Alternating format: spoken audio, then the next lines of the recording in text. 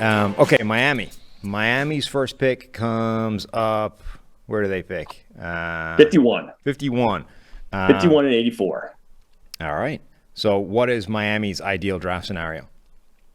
The ideal draft scenario is what I just gave them in my 3-round mock that came out on PFF.com today. In my opinion. Again, this is my opinion. Good plug. Good plug. But 51, Jahmyr Gibbs, running back, Alabama. Oh. You're going to fall that far? Who knows? 84, Tank Dell from Houston.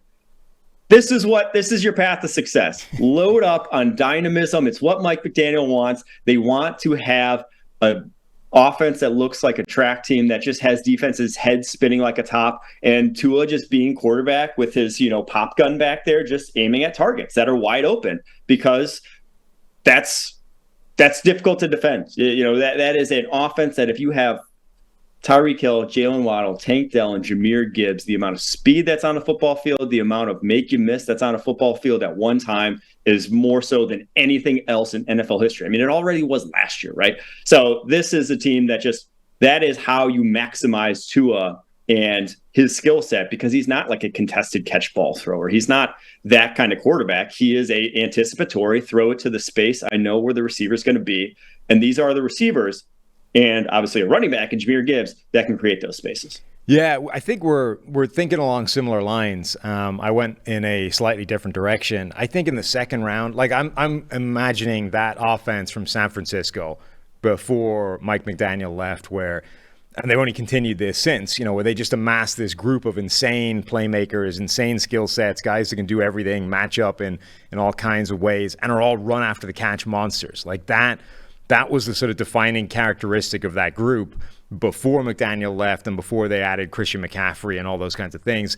Whether it's Brandon Ayuk, Deebo Samuel, George Kittle, all these guys, you get the ball in their hands and they can make ridiculous things happen.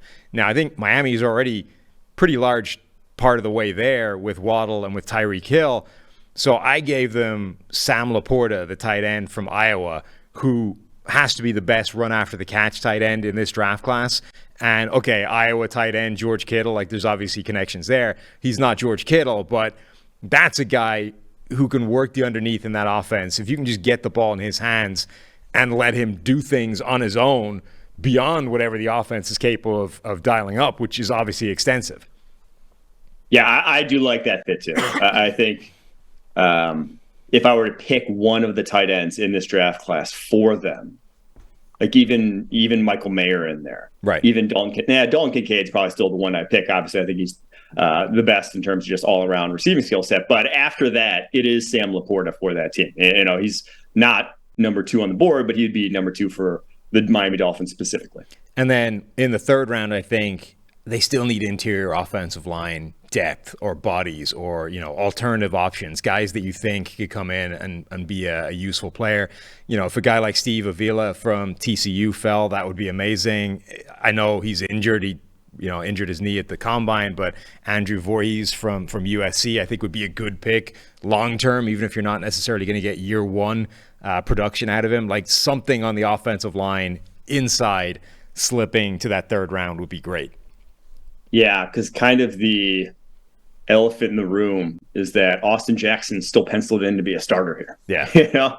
You still got Austin Jackson in your starting lineup, guys. I don't know if they realize that this free agency period. And unlike the Rams, Connor Williams has position flexibility. You could kick him out if you needed to. But if they've settled on him as a center, you probably don't want to grab a center in the draft and have that guy just start reshuffling again. Like they're probably looking for a guard rather than a center.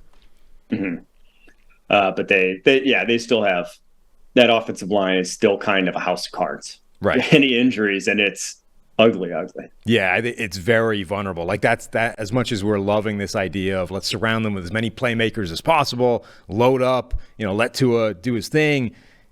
Like you really need to pay attention to what that offensive line could do if things go south, and one injury, the whole thing could fall apart again. So the more they can do to keep shoring that thing up, I think the better. So coming out of the top of the draft somewhere with offensive line help, I think is almost a necessity for Miami.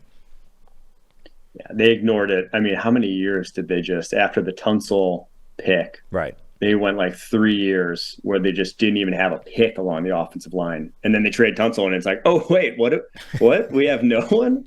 What's going on here? All right. And then they've just been reeling since.